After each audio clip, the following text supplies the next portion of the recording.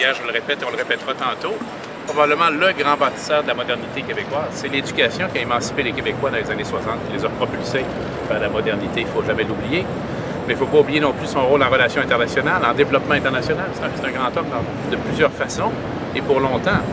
Il y a deux choses, moi, qui m'ont touché hier, parce que je suis venu à la chapelle ardente, je vais peut-être les relater, j'en parlerai peut-être un peu tantôt. D'abord, beaucoup d'enseignants et d'enseignantes sont venus présenter leur respect. Également, sa famille, bien sûr, j'ai rencontré, j'ai vu au revers du veston, ceux qui ont vu hier le corps de M. Gérald Lajoie, avait les baguettes de la dictée.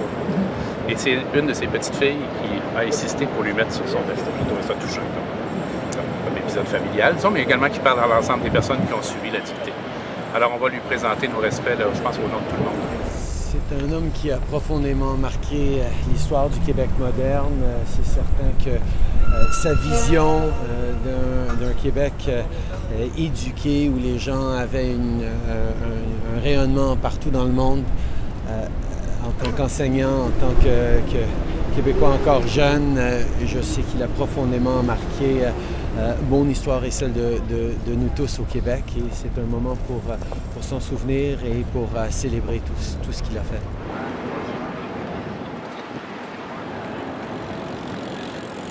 Bien d'abord, évidemment, c'est avec une grande tristesse aujourd'hui qu'on souligne le départ de Paul Gérin-Lajoie, puisque c'est un grand pionnier canadien, un grand bâtisseur, un visionnaire.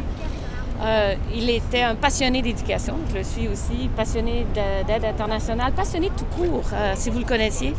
Paul Gérin-Lajoie, il a suscité des changements profonds dans notre société et je le sais qu'il a œuvré toute sa vie incessamment pour le bien-être, le bien commun et l'épanouissement de notre société.